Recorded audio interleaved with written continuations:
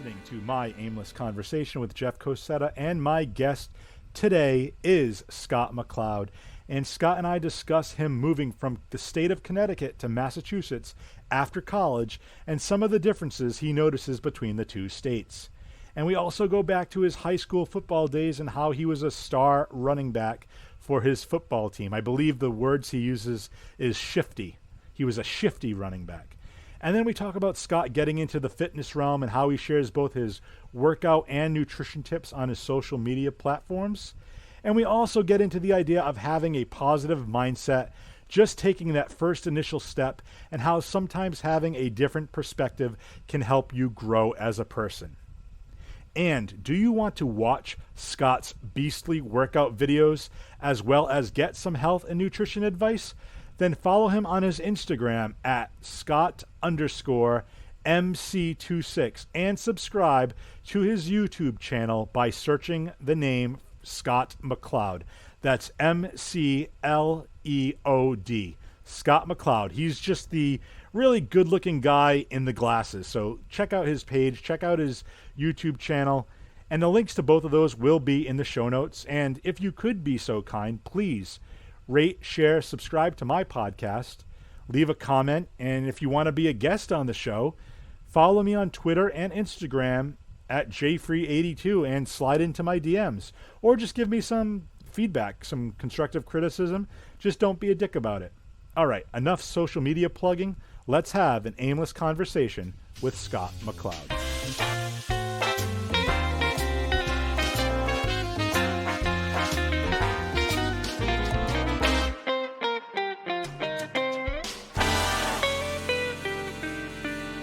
For you, like, I've never got a chance to travel with you, so I think this is kind of fun because it's kind of a blank slate. Like, I know you well enough from just talking with you day to day at work, but I don't know, like, I'm not gonna, like, I want to almost treat this like a first date. Like, hey, what's your favorite color? Like, where did you go to school? What did you major in?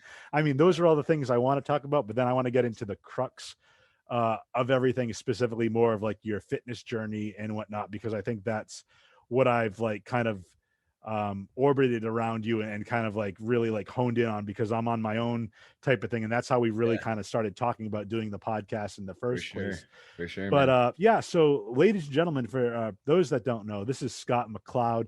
You already heard me talk about him in the intro, so you already know his name. But this gentleman is what I like to call, and I don't want to embarrass him or put him on the spot, but I've already mentioned to him in person. He is the living superhero, the living Superman, in my opinion. He has the glasses, and he's very well put together, wearing his suit and tie like Clark Kent. But once he loosens up that tie, he rips that shirt. The dude is friggin' Superman. He is jacked to all heavens. And we'll get into that toward the second half of the interview, because I want to plug all your stuff and talk about some of the stuff that you're doing upcoming and what's on the horizon. But I just want to kind of get to first just to know you in the general sense of where, I'm based out of Massachusetts, and we both work out of Massachusetts. Are you born and raised, or have you lived in different areas of the country? No, so not born and raised in Massachusetts. And before I get into that, Jeff, you give me too much credit with that introduction there, but I do appreciate that. And thank you for having me on, man. You're welcome. Dude, this is awesome. Hopefully we get pretty aimless here, have a good time. I'm sure we will. But to directly answer your question, no, I grew up in Connecticut and always lived in Connecticut until I went to college, went to Providence College. So I was there for 4 years. And then right after college, took the job that I'm currently working, moved on up to Massachusetts, and here I am. Well, I was down in the Foxborough area, down in Plainville specifically, and now I'm up in Quincy. And I've been in Quincy for a little over a year now. The reason I mention that is because your voice, you have a very good voice. You always have it's like an even keeled, like level voice, but you don't have the typical New England accent. I grew up in like southeastern Massachusetts. You'll hear me sometimes if I talk fast, I'll drop the R's in my wording. So it'll be like, again, same thing, park the car. I hate that cliche, but you'll hear that come out sometimes. And I've worked very hard, and it almost came out right there. I worked very hard to kind of watch the way the tonality of my voice and the pitch and my speaking voice, because again, doing presentations for work, traveling for work, doing Yeah. these high level presentations, you have to kind of watch that. And it's always been something that I've worked on. And I noticed that just talking with, certain other people that work around us, is you hear that accent come out because they're born and raised in Yeah. the area.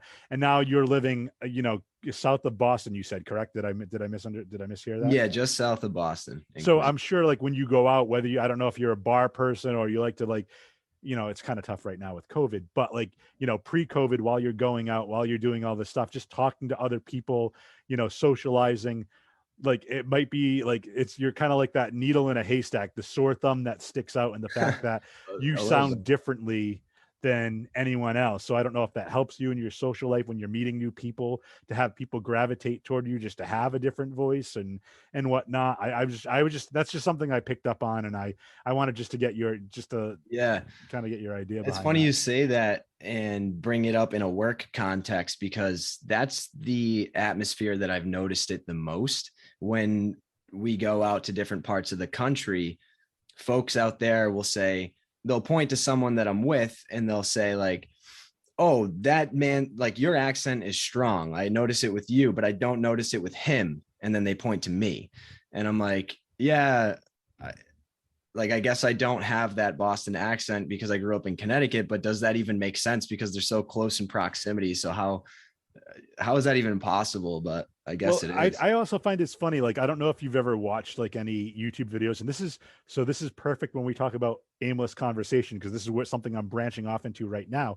There's a lot of YouTube videos where they go through like the different states, and even where you think of something like Oklahoma, Texas, and like all like the Midwest like type Yeah. states, and they talk about the different dialects and accents With that within you those have right there, within those states that are like right on top of each other. Yeah. Okay. And I don't know if you're a fan of The Office, but there's an episode called, I forget what it is, but it's a later in one of the later seasons where they play this game where it's like the murder in Savannah, and they start talking about, they're doing different accents. They're supposed to be from Savannah, and somebody's doing like and it's Ed Helms' character Andy, who's saying that, I believe it's Pam. Oh, you're doing more of a Florida panhandler accent, where you want to do more of a Savannah, which is like sweet molasses. And he does this whole like dialect, and it's so good because it doesn't make you, it really makes you think, rather like, even like states, like you said, right on top of each other, where, Yeah. to go right over,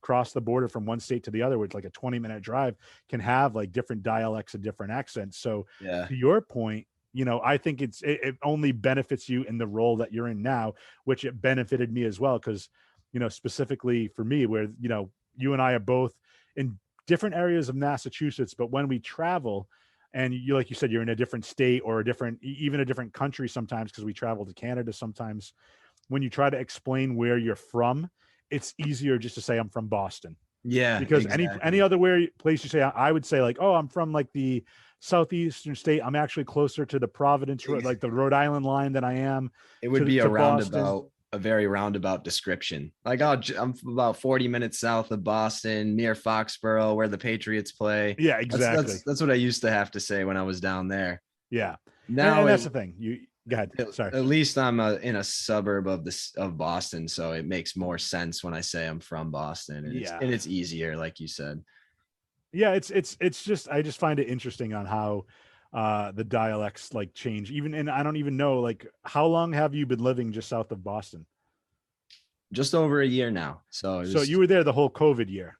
yeah. So you really haven't, have you had a chance to venture out and check out the area, or not? Enough to be dangerous. I know a good amount of places. My sister is also in Southie, so I've shipped it on up there a few times. She showed me around the city for the most part. I got out there occasionally, Yeah. at least. Check out some local watering holes or some Yeah. restaurants or anything. Yeah.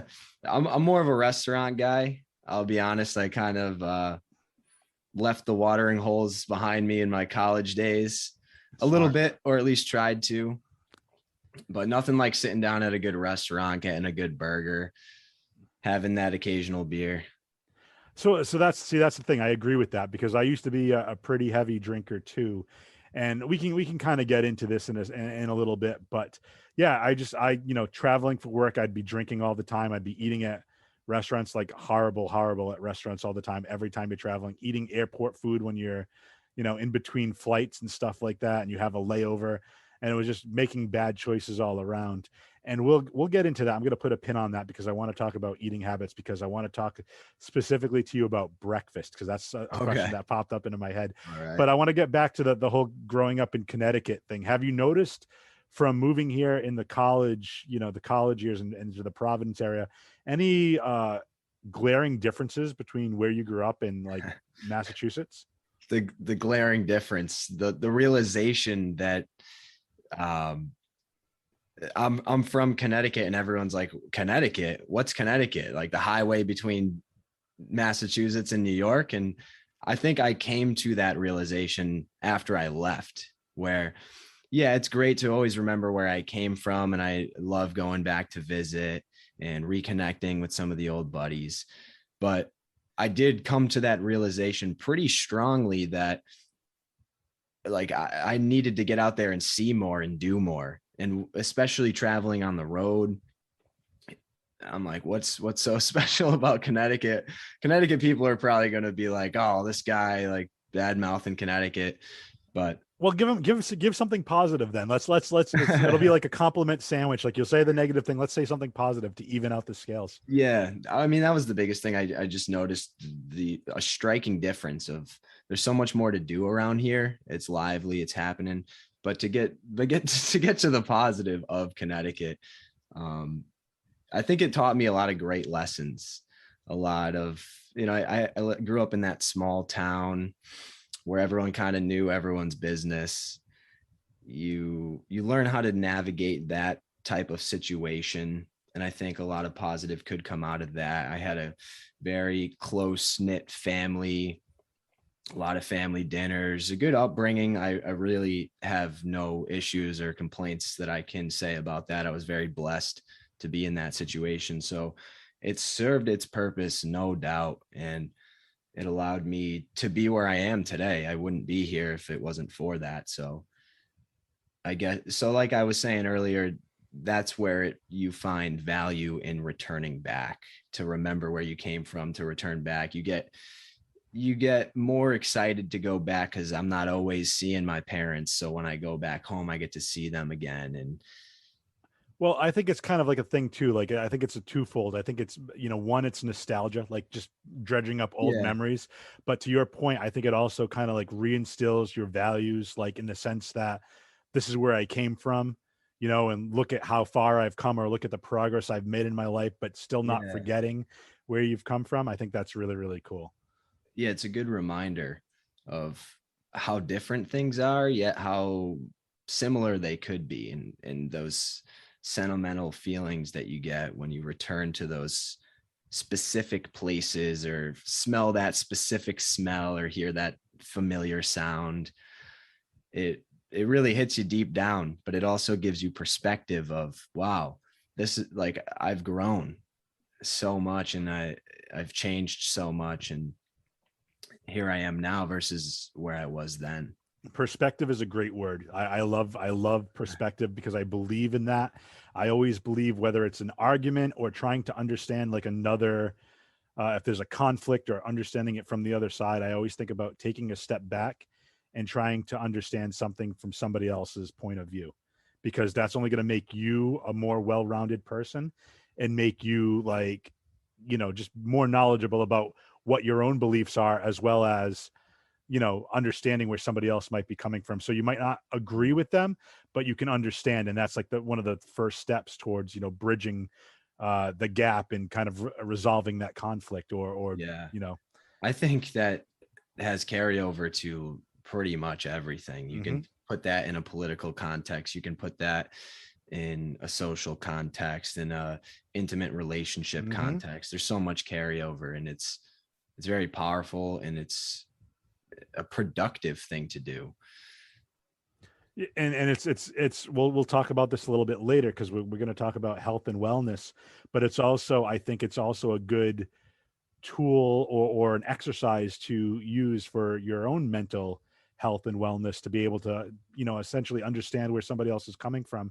So if you have any type of animosity or something towards a particular person, or even like you said, whether it's like a social context or an intimate relationship context, you have the tools, and it's less that's going to affect you mentally and emotionally to be able to kind of separate that and step back and put that perspective in.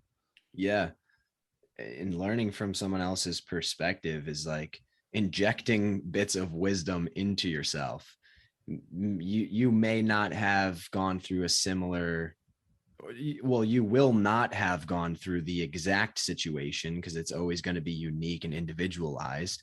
Maybe you haven't even been presented with a similar situation, but to hear that perspective from that person in that current situation, you may face that situation sometime in the near future. And maybe it looks a little familiar because of some productive and deep conversation you had with someone where you actually allowed yourself to listen to their point of view. You're absolutely right. And I love how you said that, because you put it a lot more eloquently than I ever could, because I used to say that all the time. Like, the more you talk to other people, the more you learn about yourself, because I think Exactly. that perspective, man, is just like, just to hear somebody else's opinion or thoughts on something. Again, I might not agree with it. We talk about a political climate, we talk about a social climate. There's tons of stuff out there that I'm not going to get into the weeds with that, because that's very, Yeah. very divisive. But at the same time, it's like, yeah, man, like, just try to understand where somebody else is coming from, and that's going to eliminate a lot of any hostility or anything that could get dredged up because you have differing opinions. Exactly. Some people are so hesitant to get into that other perspective, and they're so up in arms of how could someone believe that. But that's exactly the question that they should ask, but they should ask it in a different tone. How could someone believe that? Let me find out. Like, let me massage this curiosity Right. and gain that perspective. And a lot of it's just like having that perspective from both parties can also lead to common ground, where you can, again, agree to disagree, but still have that common ground. Yeah. And speaking of animosity, and this is another great, what I like to call in the biz, a segue. This is where I would say, speaking of animosity, growing up in Connecticut, what baseball team did you root for? Ooh, I was a big Sox fan. Okay, you And were. to the extent where I thought I was going to be playing shortstop for the Red Sox. Oh, really? So, okay, that's a great segue, because I want to talk about school too. Did you play any sports in school? Not in college, but growing up, I played sports my whole life. I played high school football, high school hockey, baseball. I stopped, I believe it was my sophomore year. Football became very serious. I was moving into a more serious role and position on the team. And it was a lot to handle for my immature mind back in high school. Looking back, I not that I wish that I stuck with it, but I came to a realization that I just wasn't as mentally tough as I needed to be able to handle it all. But back then I convinced myself like, oh, I'm just going to stop to focus on football. And who knows, maybe there's a little truth in that, but I guess I look back with a critical eye for some reason. I've always been hard on myself, but to answer your question, yeah, high school sports was So, what position did you play in football? I was a running back and a corner on defense. Okay, okay. Did you what would you like, playing offense or defense better? I was a big offense guy. Take the ball and run. Yeah. I was a finesse guy. I ran low to the ground. I hid behind the lineman. I had a great big offensive line. Definitely the biggest in the state, hands down. I was very blessed to run behind that line, let me tell you. Hidden behind them, low to the ground, great balance. I was shifty in between the tackles. I would not say that I was open field fast. Like, if I broke free, someone's faster than me. Someone can track me down. Someone can catch me from behind. And it happened in a few games. I'm not going to lie, but inside 20 yards, inside the tackles, I was shifty. I was good balance, low to the ground, as I mentioned. Well, I love that, because, so to kind of go back to what you're saying, I think we're all, and I think it comes with maturity, to your point. I think it's not impossible, but it's very hard to sometimes not look back and wonder what if, or play that game. Yeah.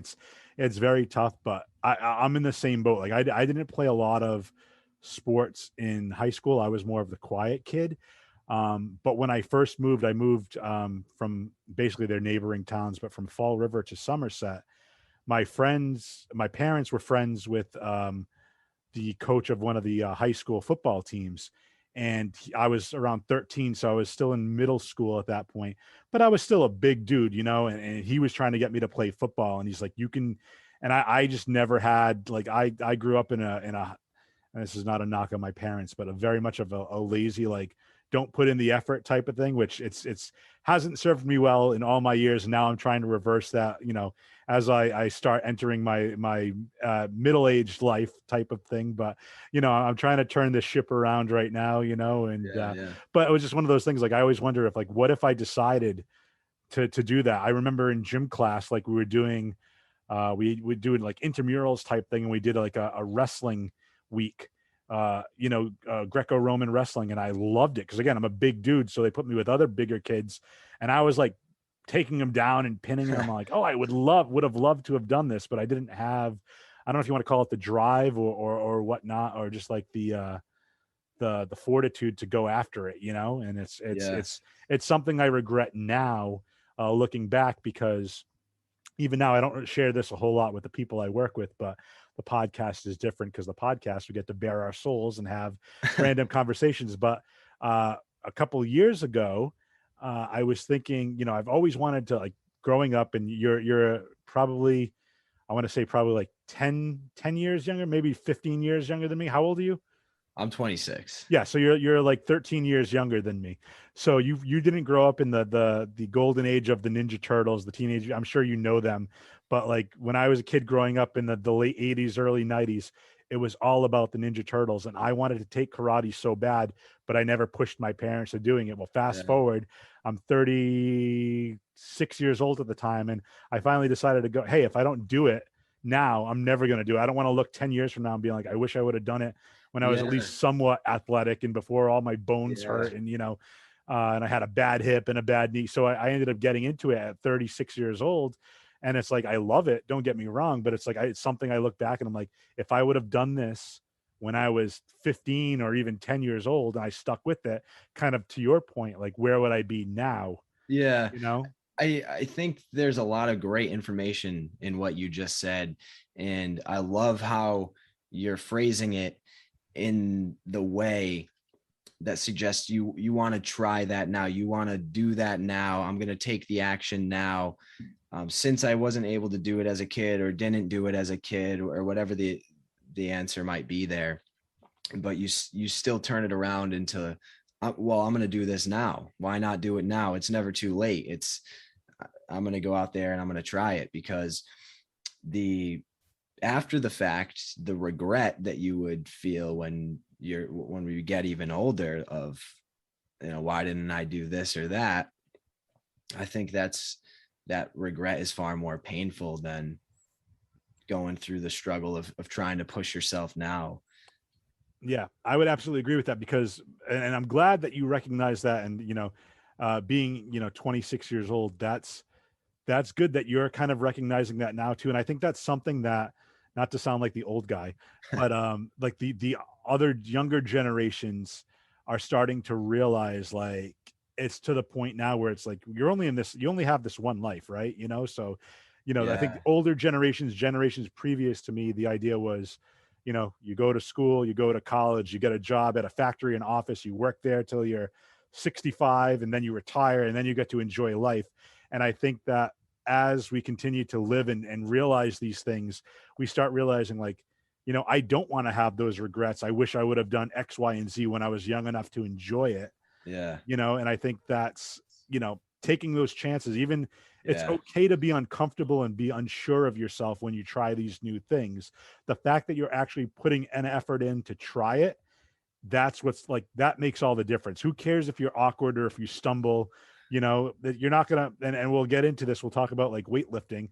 It's like anything else. You're not gonna go in there and bench, 250 pounds on a flat bench when you first start off. You have to Yeah. start light. You have to work your way up. You may not even after 13 years. Right. Right. And that's an actually a great point, but the point is that if you don't even start it, No, I know. you're never going to know what you can do. Not to derail the positive point you were trying to make. Yeah. Yeah. Way to shovel all that dirt, dude. But you're exactly right, man. Like, get in there and just try it. And you may not be great, and you're probably not going to be great, but there's a lot more to be gained in cultivating that mindset that is necessary to continue, because it's not easy to continue and you're going to want to quit. But if you really summon and tap into that mindset of coming back at it again and again and again, and realizing that you're not the best and you're not where you want to be, but you're going to continue to do it anyways, because it's something you've always wanted to do. It's something that you finally decided, hey, I'm going to do this now because I may not be able to do this when I'm older. And right. And I'm taking that chance now. And it's the same thing, like using karate as the example.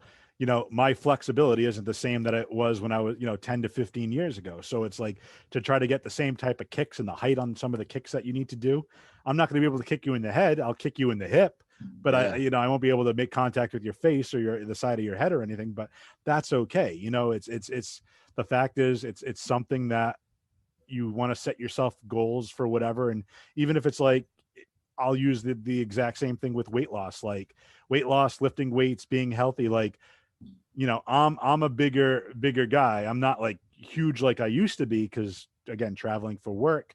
Once I stopped traveling and I stopped eating like shit, I dropped like a good 40 pounds without even trying. I just cut out like drinking. I cut out like soda, and that's it. I dropped close to like, I was like I want to say I was like 278, and I dropped down to like 250. Wow. Give or take. Like, I dropped like 28 pounds, and it was just like, I just cut like stuff out and I started watching what I was eating.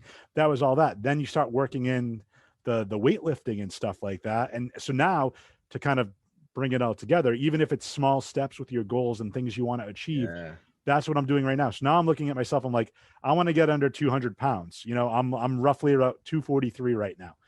Okay, not a big deal. Like, it's still 43 pounds to lose. I'm not going to look at it like I need to lose 43 pounds. I'm looking at it as I want to get down to 235.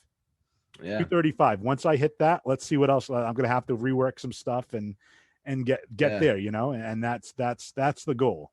And that's excellent, Jeff. That's great. There's a lot of power in setting those goals. And I like the way you said small steps. I always throw out a phrase, small, simple steps, and I got to give credit where credit is due. I did read Jim Quick's book, Limitless. It's like a self-help book, but also very scientific about the brain. Not to get too far into that tangent, but he talks about the power of goal setting and uses small, simple steps. It's easy to remember, SSS, small, simple steps. And that can be applied to all areas of your life, and especially in the gym and with nutrition and with fitness. And like you said, being mindful post travel days or post that section of your career after the travel. Yeah. After I decided to leave the travel position. Yeah. You just became mindful at first, and just the mindfulness got you down. What was it? 30 pounds or so? Yeah. 28 pounds. 20 pounds. Yeah.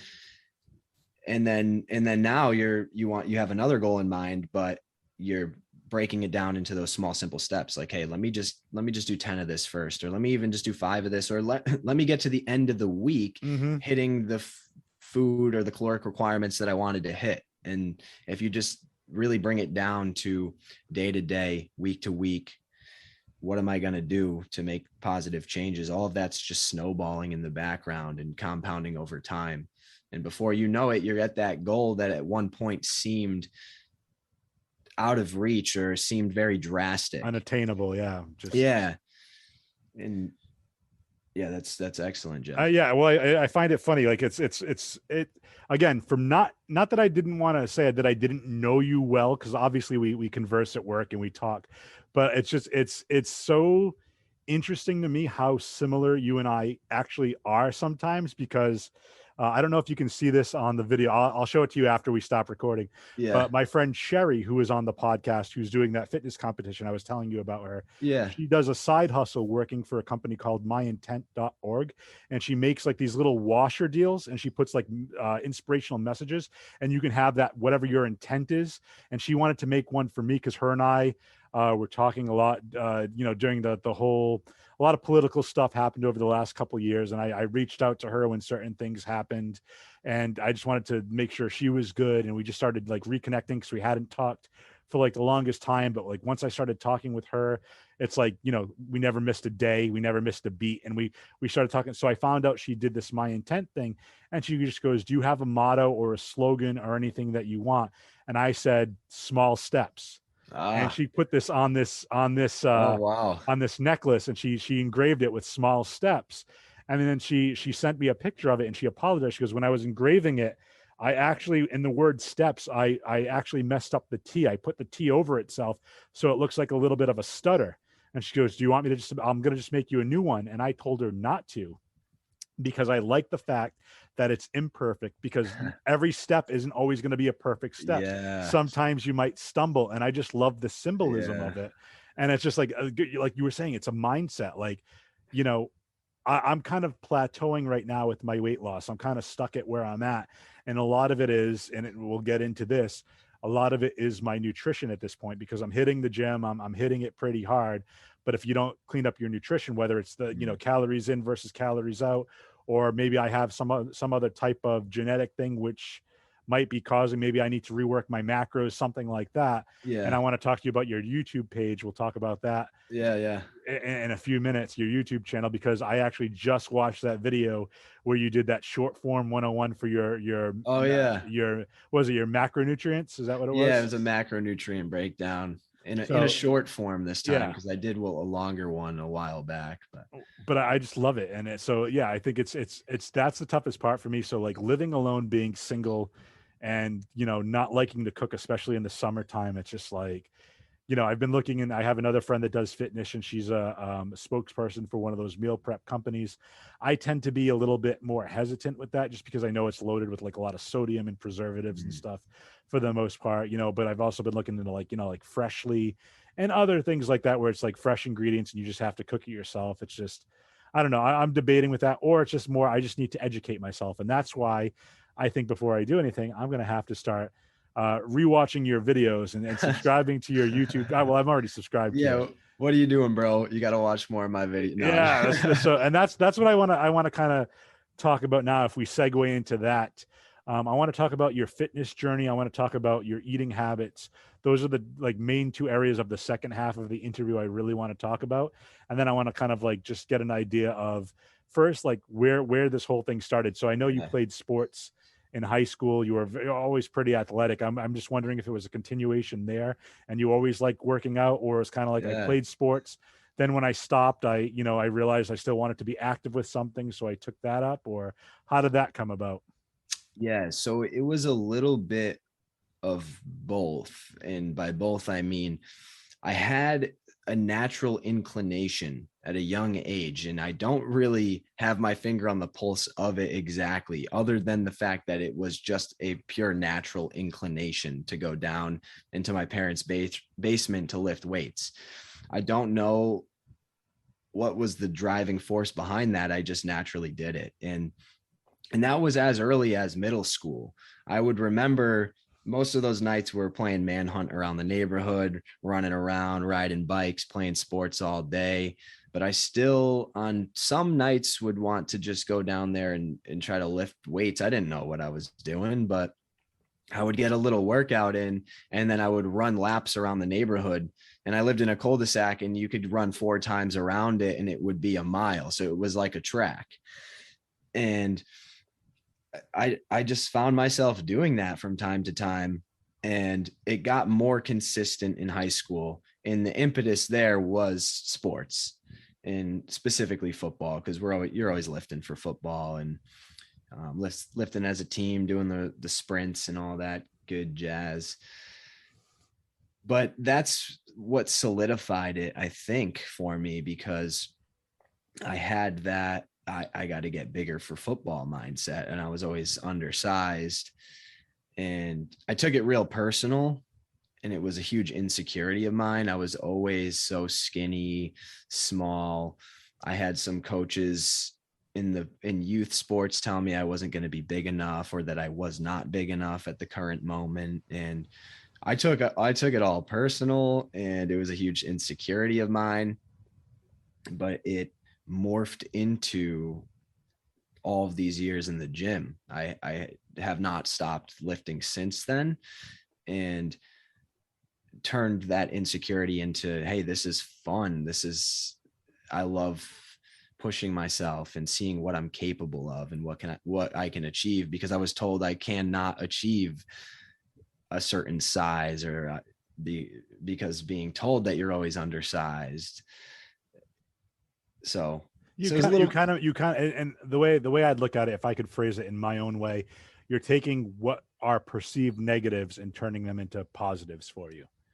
yeah, trying my best to do so in that Yeah, instance. Yeah. and that's excellent, and that's why I say, you know, the Clark Kent. I make the Clark Kent Superman reference because, dude, you are so flippin' jacked, and I just like I never noticed that about you. Like I said, I knew you just, from work, and Oh I see yeah. you like in the shirt and tie, and then I followed you on Instagram, and I just saw like can a back even have that many muscles on it? Like, I see stuff like that, and I'm just like, dude, this dude's chest is like a brick wall. Like, it's just like crazy. Like, I love that. Like, I love seeing that side. Like, it's something that I was totally not prepared to understand, like just how muscular you for your frame. And not that I'm like, knocking you for being small or whatnot. Yeah. I mean, but you have a sturdy frame. You have a jacked frame for something. Like, I wouldn't perceive that. You think of like strongman competitions, you think of like these big,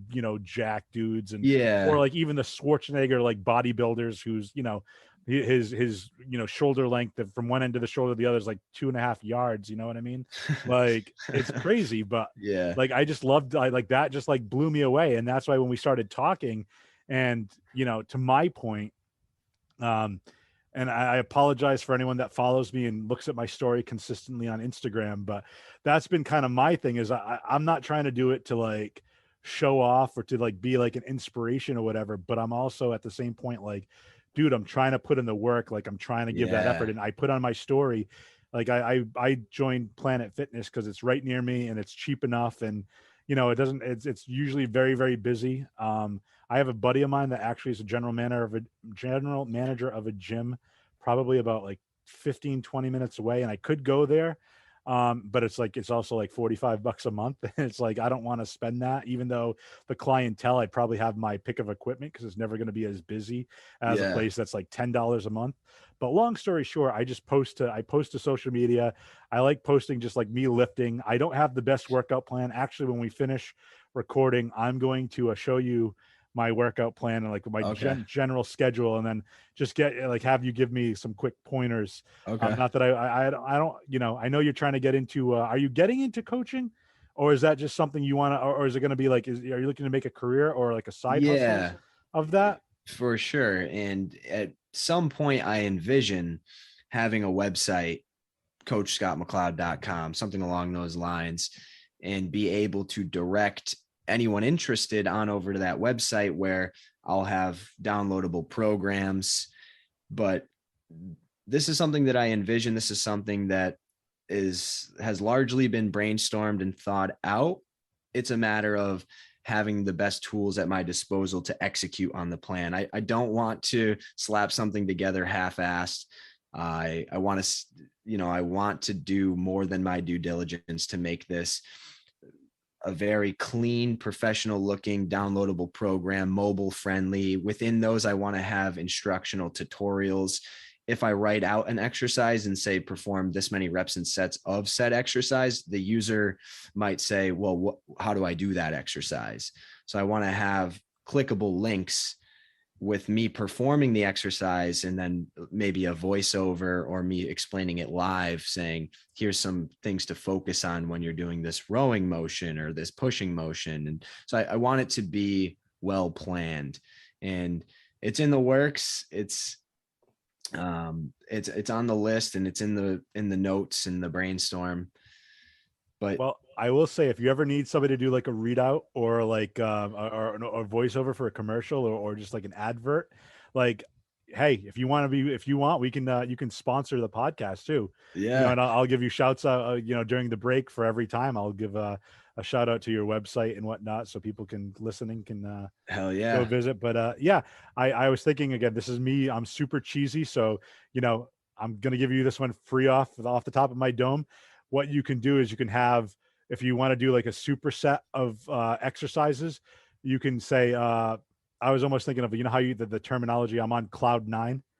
You can call Yeah. it the McLeod nine Yeah. super set of exercises for like but I and you can tell me to move on if this is not appropriate and you want to hold this because I don't want to give away all your secrets if this is something that you're going to start doing as a side hustle. But is there a particular like routine?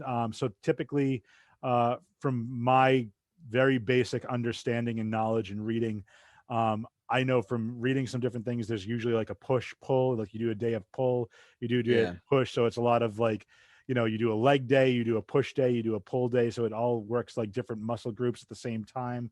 Um, you know, for me personally, what I do is I try to work out 5 days a week. I try to do a leg day. I try to do a shoulder day. I try to do a back and buys.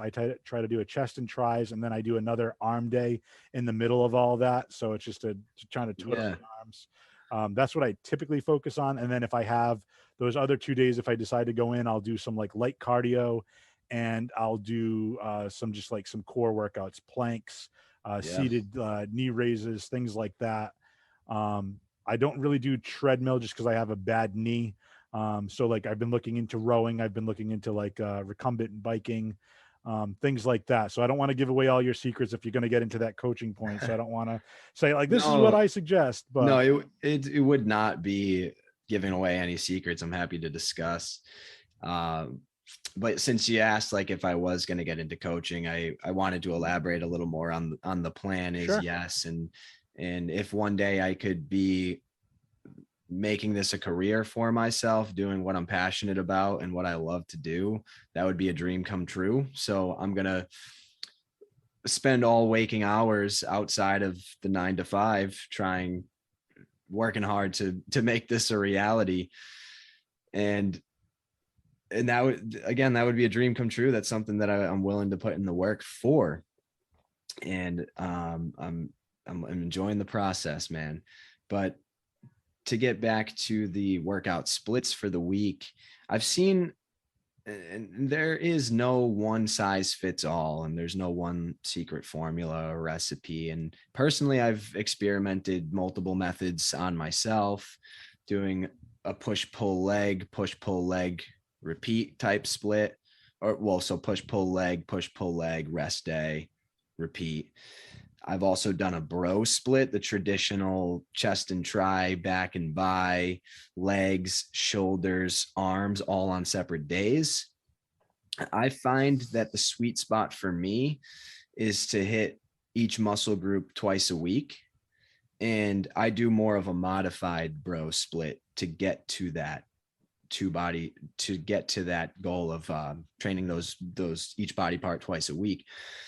So for instance, if I were to do a traditional bro split where I just do chest and tries once a week and I don't hit that again until the next week because I break it up.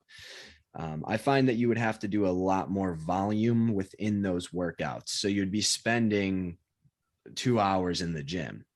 And it's just far too long if we're trying to get to the gym first thing in the morning, trying to race home to log in for work,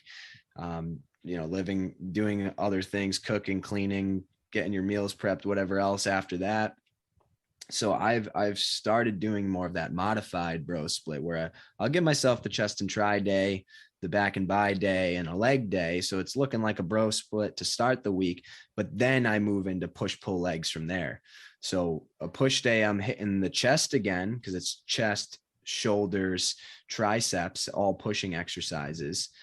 That'll give me some extra chest exercises on the week. I'll be able to hit the shoulders, hit the triceps again. And then the pull day, that's back, biceps, rear delts, traps. Again, gives me that opportunity to hit my back again at a lower volume because I also have to get rear delts and biceps in there. So for me, that's the sweet spot. And then an extra leg day on Saturday. Legs twice a week can be pretty crazy. A lot of folks don't like to do that. I give myself what I call a by feel leg day, where I'm going to auto regulate as needed. If I'm extremely excessively taxed throughout the week because it was a travel week or because I was squatting extra heavy in the middle of the week, then when my by feel leg day comes around, maybe I lighten the load, but I increase the intensity, meaning I'll give myself less rest time, or I'll perform all exercises in superset fashion. So I'll alter those acute training variables, those reps, sets, rest time, tempo, time under tension. There's many ways to alter it, but I go with that auto regulation mindset of how am I feeling on that particular morning? Maybe it's just an oil change type day where I'm doing some cardio, I'm foam rolling and doing extra mobility, and then I'm doing light machine work to just pump extra blood into the area. I like to call that like an oil change type day. I love it as well. It's like maintenance. It's like maintaining. Yeah. You know, yeah, I love it.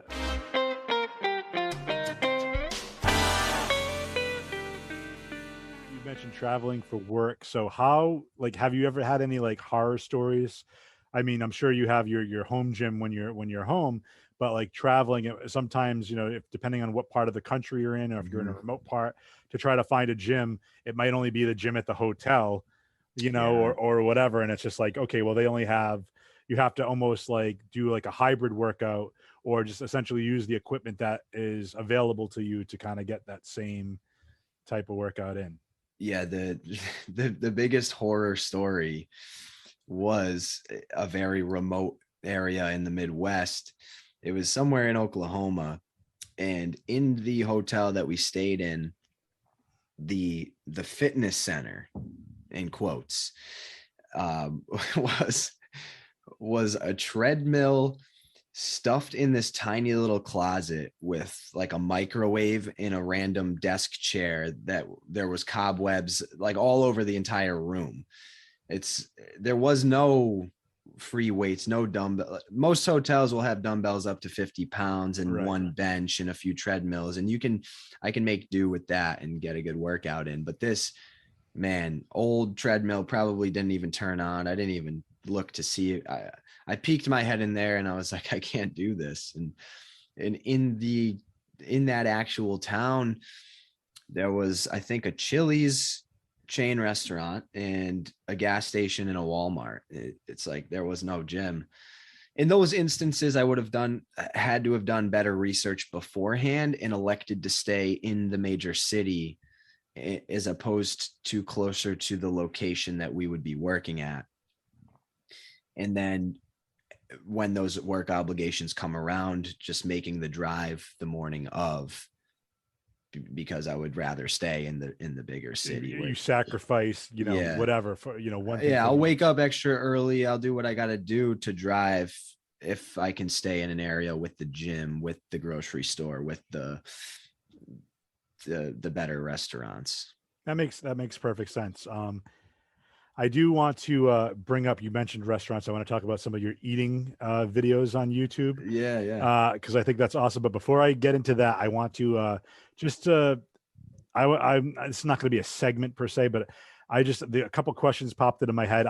I know the answer, but I just want somebody that's more in an expertise area to confirm my thoughts, because there's some stereotypes when you hear about like fitness, and you hear these like cliches and stereotypes. Like, for example, I just want you to like kind of put the kibosh and say no, that these things, you know, aren't necessarily true, Okay. unless they are. But Little like I read these things all the time, like, oh, if you didn't sweat, you didn't get a good workout in, you know, or if you're not sore the next day, you didn't get a good workout in. Yeah.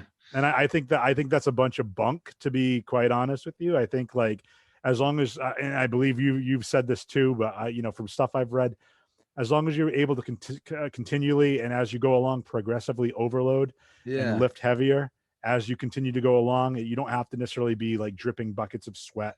You don't necessarily Yeah. have to be, you know, not able to walk after leg day. I mean, if you lift heavy, obviously you're going to be sore, but you don't, Yeah. to build muscle, you don't have to like kill yourself on all these other things too. So I just wanted to get those two processes. And then at the same time, oh, if you want to lose weight, you got to eat nothing but like salad and greens and all that. And I know you talk about that Okay. on your macro 101 video. You talk about the calorie surplus versus the calorie deficit. Yeah. But I just want to get your quick thoughts and opinions on that, and then we'll talk about food and some of the stuff you do. Yeah.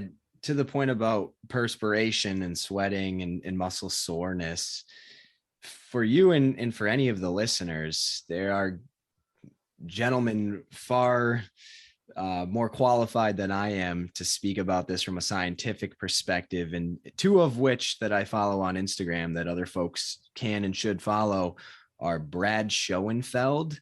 He is a researcher, PhD, author. I think he's a professor, but he is all about hypertrophy and strength training. And he's the one writing these peer-reviewed articles and reviewing articles. And he on a pretty consistent basis. I don't know if it's daily, maybe it's multiple times a day. I don't know his upload schedule, but peppered all over his Instagram is just abstracts of these peer-reviewed articles about.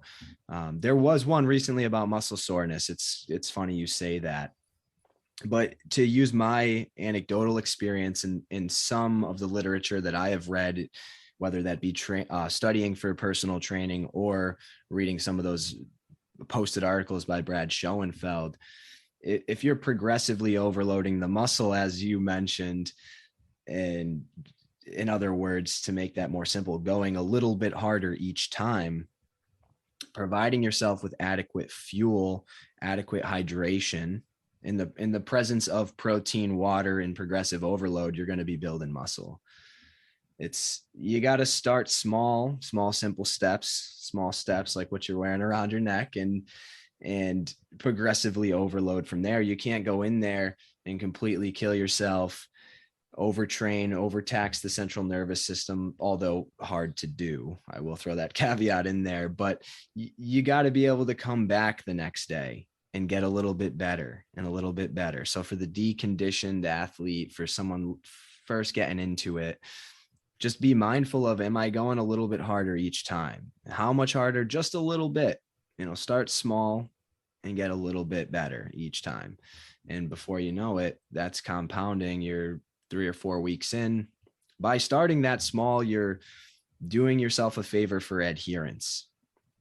If you're new, if you're deconditioned, you go in there and you destroy yourself. It's like, I don't want to go back in for another week. Maybe not even another, maybe I won't go back in. So, some of there are a lot of myths out there. I'll use that example you just said, as far as, I have a friend of mine that I work with. It's not anybody that in our circle, but I've known him for years, and he's gotten out of shape, and he saw some stuff on Instagram like years ago, like 2 years ago, when I was first getting back to the gym, and then coronavirus kind of threw a monkey wrench into all that. But he came to the gym with me, and I was doing shoulders, and I was just doing lateral raises, which, to the listeners, if you're not watching the video, I'm putting the weights at my side and I'm just putting my hands up and making like a T, and I'm putting them down, and I just repeat that. And then you do it for, however many repetitions you want. So whether it's 6, 8, whatever. I was up to the point where, when I first started doing it, you feel like, and this is the other kind of thing I wanted to bring up to your attention too, as far as the mindset is like, you think you have to go in there and, like, as a guy per se, stereotype, I have to go in there and lift heavy right away. And it's no, you have to build up. So I was doing those raises and I was at 20 pounds. Well, he hasn't been to the gym for like, 10, 15 years. And he's going to be like, oh, I'm going to go do the same weight as you did. I said, no, start with the 5s. And he felt almost emasculated at that point. He's like, well, you're doing 20s. I said, yeah, but I've been doing this for like a year. Like, I've worked up to this. You know what I mean? It's tough. It's tough and it's emasculating, like you said. And it largely is a matter of checking that ego at the door and keeping it out of it, because for the deconditioned athlete, like your friend just trying to get back into it, it's a good strategy to start light and to progressively overload. We need adherence here. We need to build that foundation. We need to set you on that path and gain you that momentum to slowly build back up. But even for the experienced lifter like myself, like when I know I have to cut the weight down on certain exercises, it still gets you mentally. But to that point, you can always alter different training variables. So if we're cutting the weight down because we can't perform it, the other variables we can look at is, can I perform more sets at the same weight next week?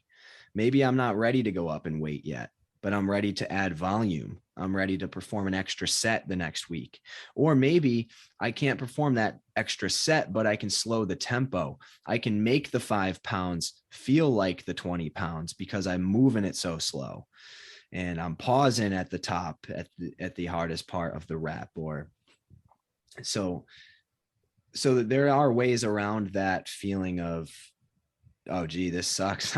I'm lifting so light, by managing those other acute training variables. No, and you're absolutely right. And I think that's the point. And that's why I love watching your videos too, because you're very even keeled and have that, it's like that cool, like temperament, like, dude, okay, it's another day. Here we go. And your editing skills on YouTube are great, like way better than I could ever do, which I think is fantastic. Like I hear the little pop, like, or the bell ding when it's like subscribe and pop, and you're like, here's the link to the description. And I just love all that. And I want to get into that, but you mentioned that there was 2 people to follow on Instagram. Yes.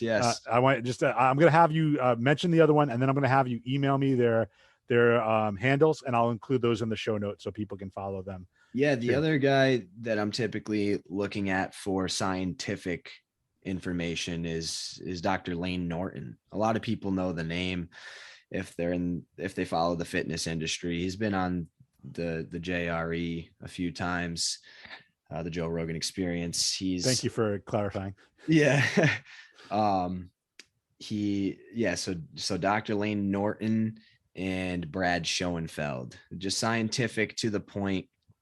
I like how Layne Norton will inject a lot of passion and a lot of kind of cutthroatiness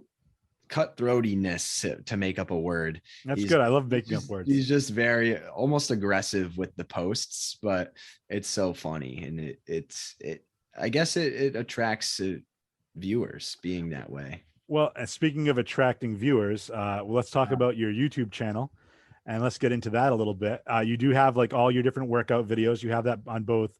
You have long form on YouTube, and what I really like about it too is like you have different styles of videos. So you'll have like your food day that you do, and I'll get into that momentarily. But I also love like your it's like a travel blog. I'm on the road. Here I am, like, let's go. I'm leaving my house early in the morning. Whatever I just landed. I'm in the hotel. I'm going to go here. I'm going to go get a workout in. Okay. Here's my breakfast. Here's this. Okay. Let's go get another workout. And it just, the way you cut it together, it's so entertaining to watch. And I just love watching your transitions there that you do when you edit the videos. And I also love how you use the time lapse a lot in your videos, because I've seen a couple of those. Dude, it's freaking fantastic. So I'll include the YouTube channel into the show notes, but just search for Scott McLeod. Look for the guy that's like the handsome fellow with the glasses. He's wearing a shirt, suit and tie. Click on it, watch his videos, because not only does he do those workout videos, I wanted to start talking about your food videos, because because of your stupid video, and I don't mean stupid in a derogatory sense, but just I'm such like one of those impulse buyers. I almost went out and bought, what is it? Is it Kodiak? Kodiak is the pancake mix. Yeah, dude, I almost went and did that because like I wanted to get your opinion on. First of all, are pancakes the greatest breakfast food ever invented? Oh, or do you? Because I was looking at the thing, and you can make waffles from them too if you have a Yeah, waffle iron. I So am team pancakes. There's a big debate out there. I think it usually goes pancakes versus French toast, but you got to throw waffles in the mix too. I think that deserves um, to be the third category for folks to vote against. But I'm team pancakes. well, that's like, well, Mitch Hedberg, the he passed away years ago, but one of my favorite comedians would always say that waffles are pancakes with syrup traps. So that's, I just used to love how Yeah. he used to phrase that. But yeah, I love watching your eat days. I believe you also, I haven't and correct me if I'm wrong, because I kind of went through, looked at your videos before. Did you do like a pizza video as well, like a healthy pizza Yeah. video? A protein pizza. That's in the mix. And yeah, sorry, go ahead. No, no, no. So I was gonna say but it's, to me, I love that you put that in there, because you think about it, when one of the other myths or stereotypes is, like I said, you got to eat like vegetables. That's all you can eat, or you got to eat Yeah. like tons of protein. And you don't realize that where the industry is right now is that you can find protein. It doesn't always have to just be, chicken or tuna or, turkey or lean beef. It can be, in your pancakes. It can be on a pizza. You Yeah. just have to make some alterations, but it's possible.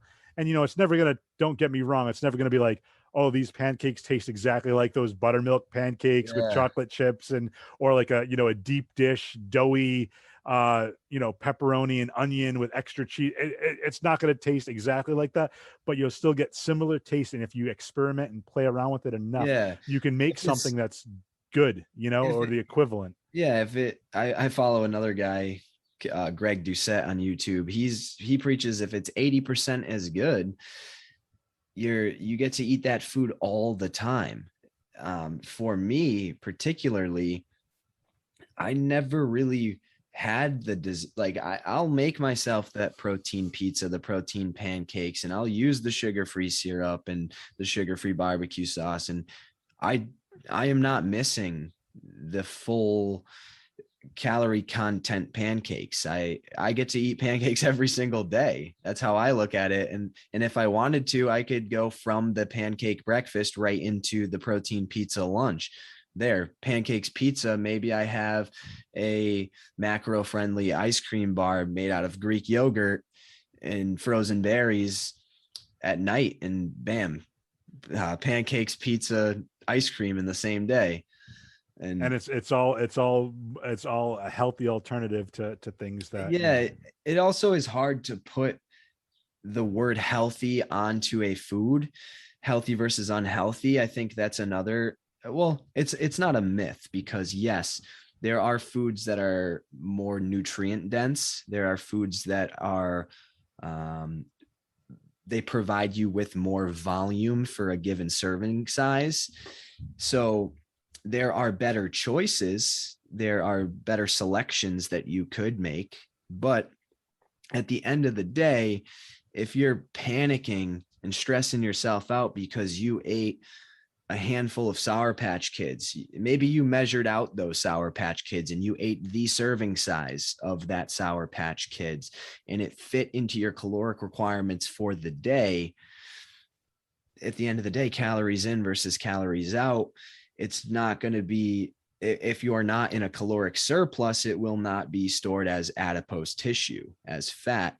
Sure, you could have made a better choice. You could have opted for some berries and you could have eaten a mound of berries for the same amount of calories. Sure, there's a better choice, there's a better alternative, there's one that provides you with more volume, but you don't always have to panic, especially if you're if you're being mindful of the serving size. If you go to the bag of Sour Patch Kids and you take down the whole bag, right. and that's why there's better choices, because that could make you want to continue eating those Sour Patch Well, Kids. I think that's part of it, and I also think that, and it goes back to what we were earlier talking about as far as like generations and whatnot. I know the previous generations, like my grandmother would cook for us when I was a kid. I would stay, both my parents were working, so I'd stay with my grandmother, like on, after school and whatnot. And she would cook like French fries, and she would use lard. You know what I mean? Like you're cooking with, and I think as generations continue to get more educated, Yeah. and with the, the calories and the serving sizes and everything now Yeah. being placed on everything, I think it's easier to make smarter choices. That it doesn't necessarily mean you will, but Yeah. if you see something and you see, oh, this is a serving size, and then it's like, oh, but servings per container is 3.5. If you eat half that container, you're not eating that serving size. You know what I mean? Yeah, You that's a know? great point. And being mindful of the serving is going to be the answer in reality, because when you approach that food item and you assess whether or not you can fit this into your requirements for the day, you got to know what the content, what the calories are, the protein, carbs, fats for the given serving. Like, can I fit a serving of this in? And the answer is right there on the actual item. And I think folks have a convoluted perception that if you're whipping out the food scale all the time, you're far too regimented, and you're I look at it the complete opposite way. It's like, it's so enlightening when you whip out the food scale and it's like, wow, this is 100 grams of berries. This is a volume snack. I get to eat this mound of berries and remain satisfied and satiated. And it's a pretty delicious treat, in my opinion. Like, the fruits and they can taste good too. It doesn't, um, But and you're absolutely right. But and I think the other kind of the other side of that is being mindful and not necessarily educating yourself, but and I don't mean to knock anybody that doesn't. I don't want this to come off derogatory, but I think a lot of people don't comprehend when they read a lot of the labels, because I think a lot, like you said, you were saying yeah, the words healthy versus unhealthy, versus like nutrient dense and whatnot. But I think like a lot of people, like companies per se, like companies are in the yeah, business to make money. You know what I mean? yeah. So they'll say no sugar added. Doesn't mean there's not sugar in it. You know what I mean? But I think subconsciously, like that like tricks people to be like, oh, this is healthy. Like, Yeah. like, or even like diet sodas. Everybody's like, go to a diet soda. If you're drinking soda, you don't want that sugar. And depending on the type of artificial sweetener they use, guess what? That doesn't mean, to your point, having a glass of diet Coke or diet Pepsi is one thing a day. But if you're like, oh, it's diet, there's no sugar, I can drink the whole bottle in a day, all that artificial sweetener is probably not the best for your body either. You know what I mean? That's another one that I wouldn't group into the same category, actually. Is that I'm a proponent of the diet soda, the diet pop. They're called Powerade Zero or Gatorade Yep. Zero. I drink those all the time.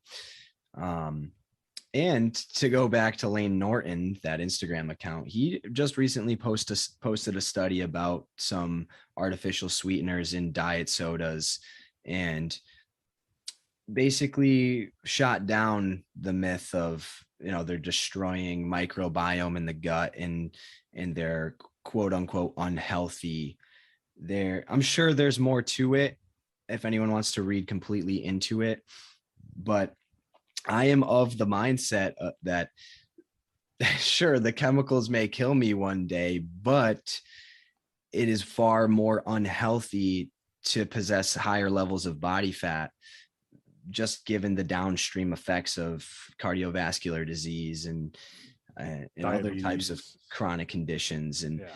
yeah, it's far more detrimental to your health to be of a higher body fat percentage than to consume a diet soda because you're afraid of the Right. chemicals. Like, if you're gonna opt for the regular Coke or the Diet Coke, drink the Diet Coke all the time, have as Right. many as you want.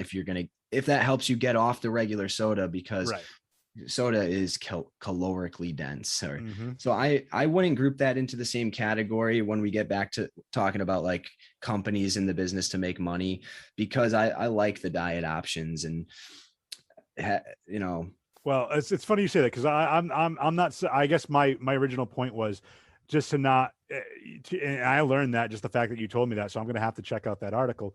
But to me, it's more along lines of like portion control. I'll have a glass. That doesn't mean I can drink a whole bottle of like a 2-liter bottle of Diet Coke in a day and be like, oh, again, not that it would do any adverse effects on me based on like what we're talking about. But even here, I have my blender bottle. I bought those packets of Gatorade Zero.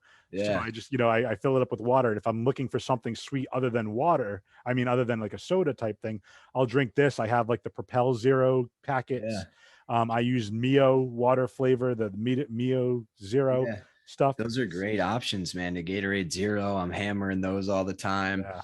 Lately, I've just been buying a BCAA supplement because of the taste. And in the one I get, there's coconut water powder in it for hydration.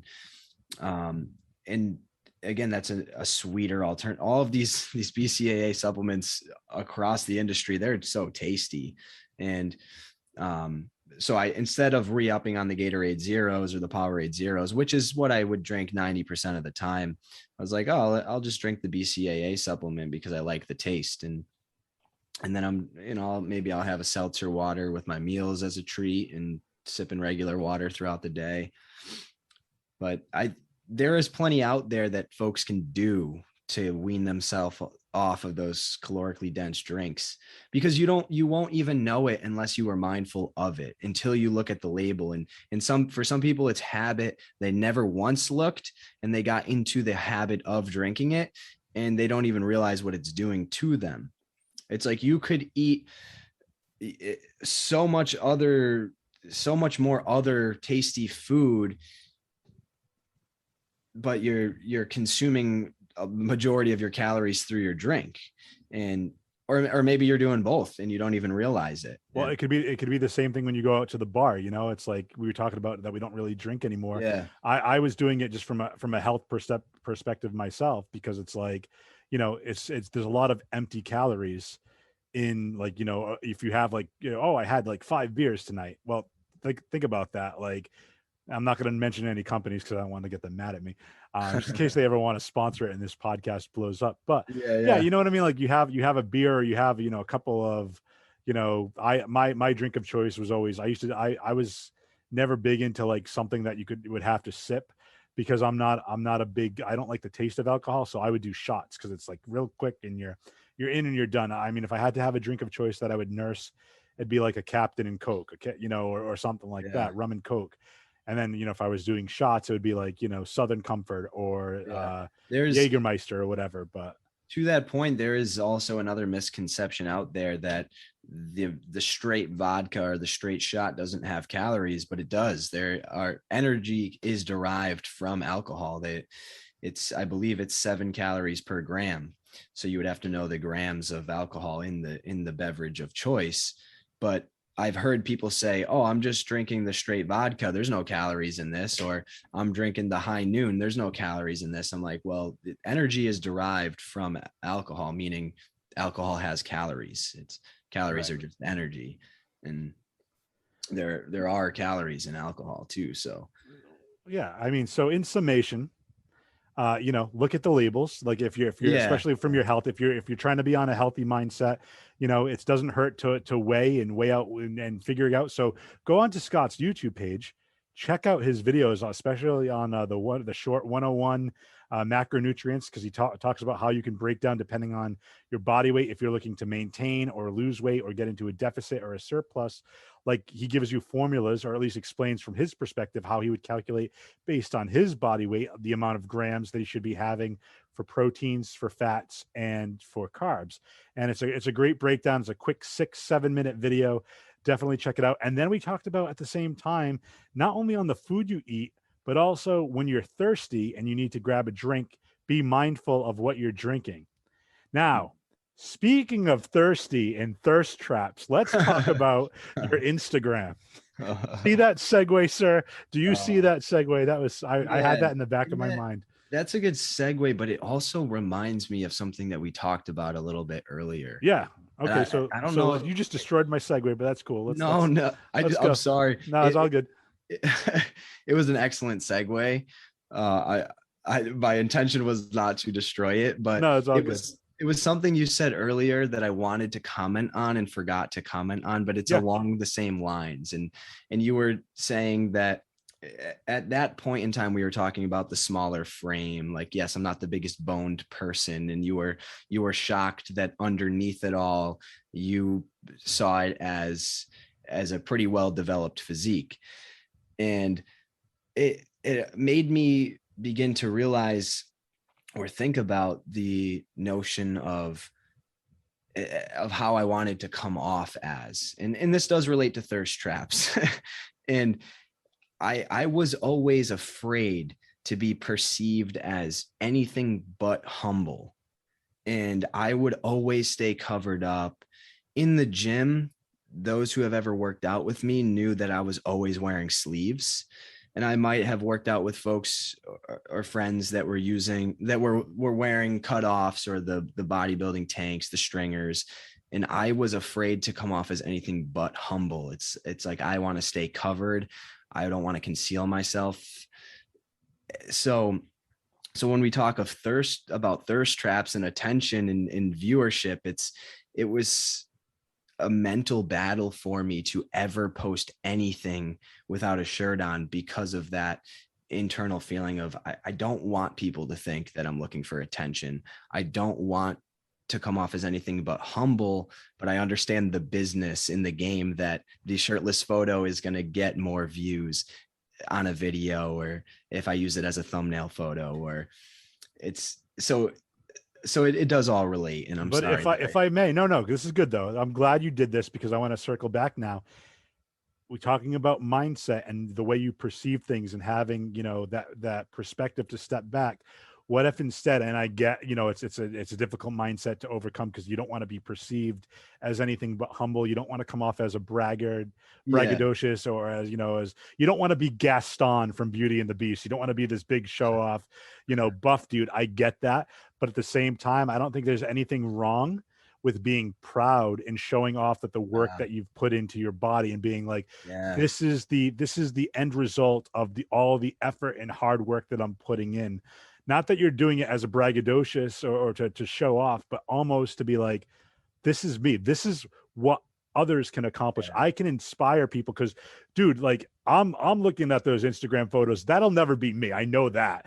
But I'm also at the point where I'm like, dude, if I can look like a tenth that good, like that inspires me to go out and work harder, and Yeah. to, and that's take the small step that we right. talked about. Yeah. And that's a great perspective there, Jeff, and something that I can certainly work to incorporate more into my mindset, is looking at as, this is something that I am passionate about, and this is my hobby, and this is something that I've worked hard on in silence for years, and in silence, because of the fact that I was afraid to share it because of what I thought people would think, but when I start to reposition my mindset in that manner that you just suggested, that allows me to continue stronger than ever, and to continue on, and to know internally that I shouldn't care what anyone thinks, because I know why I'm doing it. I know I'm doing it to help as many people as possible, and to stand by and be proud of my passion and my hobby. So it's kind of sad to think that I was hindered by a negative mindset in the past, but it was very difficult, and and at times still is a mental struggle to expose that part of myself, and something that I'm still learning to navigate, but navigating it stronger than I ever have before. First of all, that's excellent. And I also want to point out that I don't think it's a necessarily always like a negative mindset thing either, because the way my mind is perceiving it too, is it could just be like, what's the word I want? Like an evolutionary thing. Like in the fact, like, I want to, and again, broad strokes here, but like, as a person, like, oh, I want to survive, like among this whole tribe here, if you will, like, caveman times, like, Yeah. I'm not going to cause waves. I don't want to get perceived as the alpha male, so people don't come after me, because my end result is I want to just live my life. I want to be happy. I want to survive. I want to thrive. So I think it's also a mindset of it's also like evolutionary, where, like even let's take the whole like show off and humble thing out of it. Let's talk about, people that when they get embarrassed, like why is embarrassment a thing? Why are you doing something and you're worried about other people's perception of you? Because from an evolutionary standpoint, now you're not going to be thought of as a potential mate because you're not of a social context. Yeah. You know what I mean? Like it all comes into play It's with that. So I think that being humble is also of that social context where, yeah. listen, I'm not going to cause waves because I want to fit in. I want to be part of the, mass appeal of everybody type of thing. And I don't want to Yeah. be. It's like ingrained in our genetics from evolutionarily speaking, and from, what fears we were designed to either fight or flight against. So it is that natural response. So yeah, absolutely. And I want to get into now, we're going back to my awesome segue of thirst traps. I want to talk about your Instagram. So those that want to follow Scott, you can follow him on Instagram at Scott_MC26. So again, Scott_MC26. He posts, he lets you screenshot his videos. He's got some workouts there. He gives you a breakdown of all the exercises he's doing, and depending on what day he's doing, you can check that out. He incorporates, and I'm talking about you like you're not here, but Scott, like, you say that people can screenshot the page, the instructions, Yeah. the workout, see you actually performing those. So I want to talk a little bit about that, and then I want to talk about maybe more of the salacious side of Instagram, and if anybody has slid into your DMs after watching you work out and seeing your physique. Yeah. So we're starting with just start with talking about, like, because we'll leave the fun, like, salacious stuff for the end as we wrap up. But yeah, okay. So that's exactly right, Jeff. There's on the actual Instagram page, there was some workout details provided with slides within the actual post. Other more recent Instagram reels direct the viewer on over to YouTube to go get the free workout details on YouTube. So there's a little bit of both. And the exercises, reps, sets will be provided. And if you read an exercise, maybe I say, I don't know, do 4 sets of 10 spider curls, and you've never heard of a spider curl, you can see me performing the exercise. And the workouts, reps, sets, exercises are obviously in chronological order, as well as the video that you're viewing. So you'll know, like, oh, that must be a spider curl. So, and this is essentially from what we were talking about earlier with the app and the mobile, having, your own website. This is like a precursor almost to like what you can expect. So once that comes into play, follow him on Instagram. And then as he segues into making those workout videos, that website, that, making that mobile app and whatnot, you're going to be able to kind of follow him along with his journey. Exactly. Again, talking about you like you're not here, but you're getting an idea of what it's going to entail. Yeah, that's correct. And again, there's so many ideas that I can elaborate on, and so much that I've brainstormed. But in short form, I will have a location where you can hear a description, whether that be a voiceover or a live description of how to exactly perform the exercise. So maybe I'll make short in the interim, and as I continue to create more content and progress in that nature, maybe I'll do shorter form YouTube videos of, hey, my 3 favorite back exercises at the moment, and do a voiceover of focus on these mental cues while you perform it. So it's coming. The content is continuing to pile up, and there's so much on the way and so many ideas in the work. But thank you for the support, Jeff. No, I actually have an idea. I'm not going to tell you on the podcast because I don't want somebody to listen to it. Not that, we have like a huge following, but I don't want somebody to listen to it and copy that idea, because I thought of something that might kind of separate you from some of the pack with other people that are doing it. But it's just an idea that I popped in my head. We can spitball if you want to listen to it. Yeah. We'll talk about that. Yeah. But going back to more of the fun stuff on Instagram, you got any of these people, seeing those thirst trap pictures that you're posting and sliding into those DMs? Have you ever gotten anything like that? I had a few people call them thirst traps in like an excessively jocular fashion. Got you.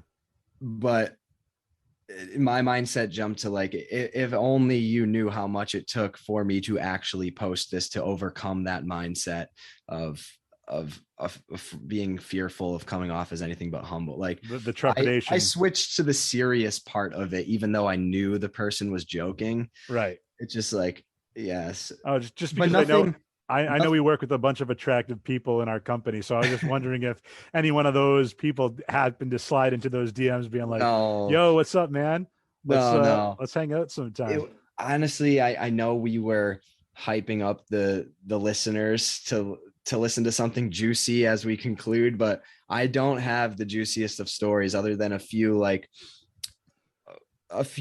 unexpected DMs from people that you may have known in the past, but nothing crazy, honestly. So that we call that in the business a bait and switch. So Bait and switch. bait and switch. I led with the bait and it did nothing. We switched Yeah. the criteria. No, but I just think that's cool. Like I said, I just, again, from a purely like positive standpoint, for as I'm not going to word this the way I want to, but coming from a total positive standpoint for you, like, dude, I think your Instagram, you're an inspiration in that sense, because you're a good looking guy. And the fact that you're like putting in all this effort and you're trying to help other people, I think just like raises, and not that you need to have value, because I hate, everybody has their own value, but I think that just raises what you can accomplish and raises the value that you give to other people, whether or not you realize it. And, I'm not trying to like, go all woo woo and like super positive, but I think like, even for me, like seeing you do this, like, and you and I have like exchanged DMs, like I've slid into your DMs and I've been like, hey man, like you're Yeah. badass, like keep Those it are up. That's fire. Those are the best of the DMs, because Yeah. it's two people sharing that inspiration and rubbing off on each other in a positive way of let's keep this train rolling together. Let's grow together. We're in the battle together. We know what it takes to get in there and work our ass off, and like, hey man, keep up the great work, that kind of stuff, the encouragement, the camaraderie, the community.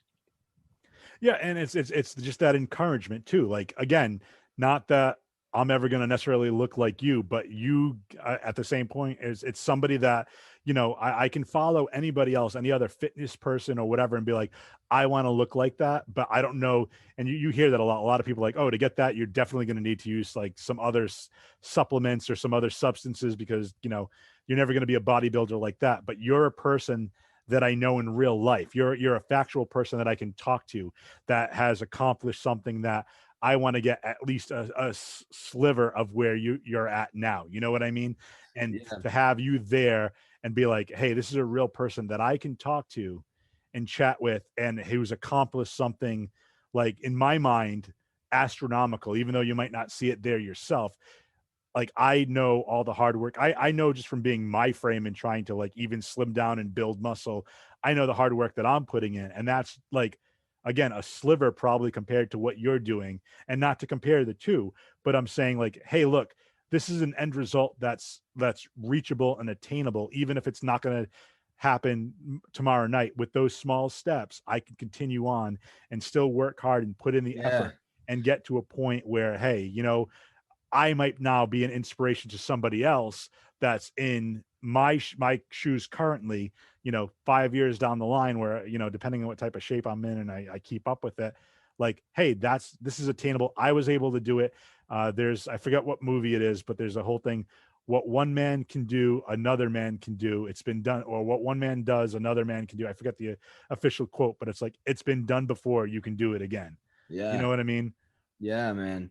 Hey, thank you for sharing that, Jeff. To evoke any type of inspiration or motivation out of anyone, it really makes me feel great, and is the reason why I want to continue on this path I wanted to say continue, or to get into this, but I'm already into this. But to continue on that path is the reason why I started. Expand in the different areas of Thank you.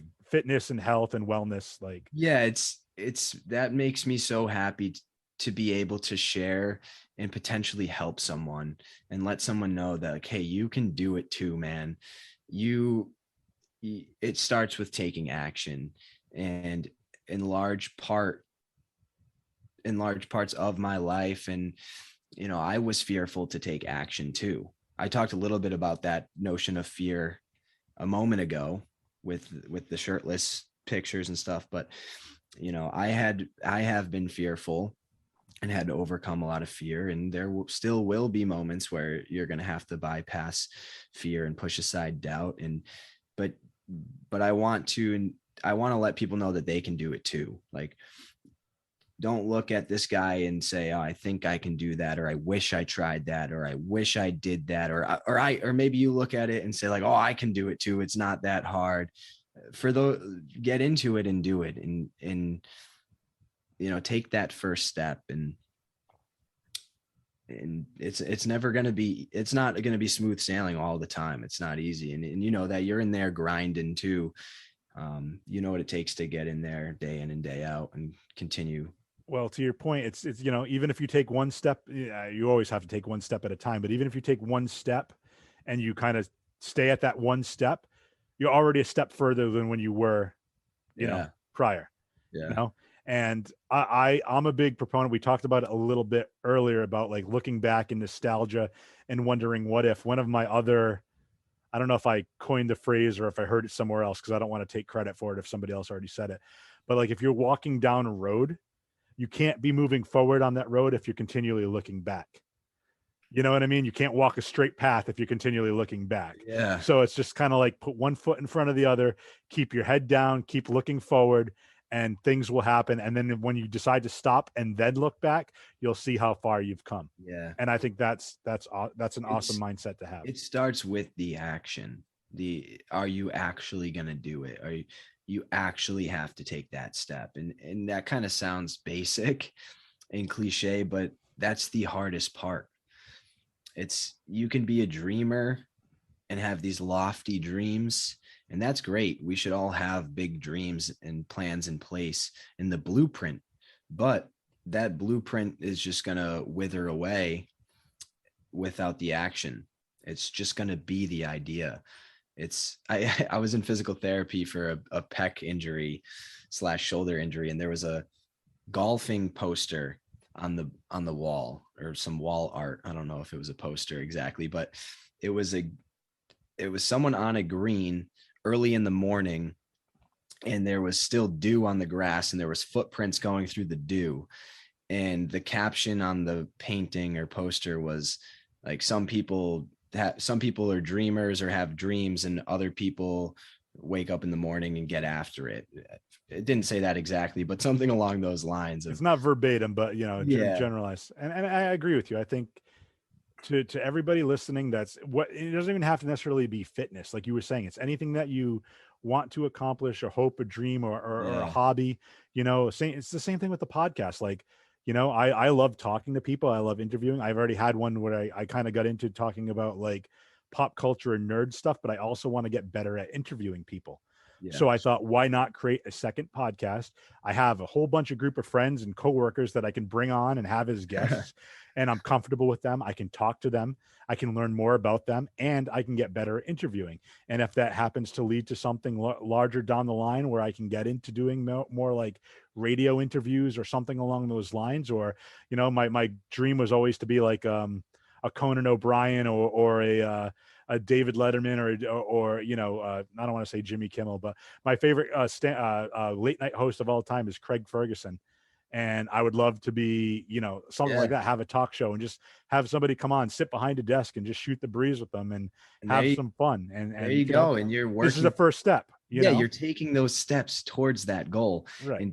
And as well as anyone that it requires work. You have to learn the behind the scenes. You have to learn the equipment, the technology, and it is work at the end of the day. And in that sense, it's not always going to be easy. There's always more to learn. There's always more to create. There's always ways to get better at what you're doing. But you can't let that amalgamation of work prevent you from pursuing that. Like there's going to be work and obstacles and things you're going to have to learn, but don't let that hinder your progress. Like take the step. Don't let it turn Because you. again, once you start getting over those hurdles, everything else is it's not gonna seem as difficult the next time you do it. It's like, and it's funny because we come round circle again. We're talking about lifting weights and reps. It's like it's always going to be difficult at first, right? You're not going to Yeah. have the best form. You're not going to be lifting the most weight, but the more you do it, the more you progress in something, whether it's fitness, whether it's a hobby, whether it's a passion. Yes, it's going to be a lot of work, but if you enjoy what you're doing, even if you don't see the output of that right away, the fact that you keep working harder and you're getting better at something just means that when you look back, when you take those steps down the road and you look back, you can say, this is where I started. This is where I am now. Look at the progress I've made. Look how much better I've gotten at whatever it might be. You will have become a better person for having cultivated the tenacity to keep trying. And you can have that pride in yourself that like, look at what I've been able to obtain. Look at the work, look at the output now that I've put all this hard work into something. Yeah. You're better for it because you did it. You came back again and again, and you were persistent through the struggles and the obstacles. Dude, that's great. I love this, dude. We've gone for almost an hour and a half right now. So I think we're gonna, I think we end right on that yeah, note. I think that's a very positive note. Scott McLeod, again, follow his YouTube page. I'll put the link in the show notes. Also follow him on Instagram, Scott_MC26 on Instagram. Check out his workouts. You can follow me at jfree82 on Instagram and Twitter. Same handle on there. And then I started a My Aimless Conversation Twitter. I haven't done much with it yet, but follow me on my personal stuff. Shoot me a DM if you want to be a guest. You have any suggestions for the show? I would love to hear it. Give me some constructive criticism, some feedback, good, bad, or indifferent. Just don't be a dick. That's my general rule. Don't be a dick. But like follow me, follow Scott. Check out all his stuff. I'm so enthused and I'm eager to see everything that you do, sir. It's been an absolute pleasure having you on the show. I think there's going to do so much good. You're going to put so much good in the world. You're going to put so much positivity and be such an inspiration. So I'm happy to kind of get in, and not at the ground level, but on one of the first floors as you continue to progress. I think that's awesome. So thank you so much for being on the show. I appreciate it. Jeff, thank you so much, man. It was a good time, and it's a pleasure to be on the show. We'll have you on again, and we'll get into some crazy stuff next time. Hell yeah. But until next time, folks, this has been My Aimless Conversation with Jeff Cosetta and Scott McLeod. All right. Thanks, everybody. Bye-bye.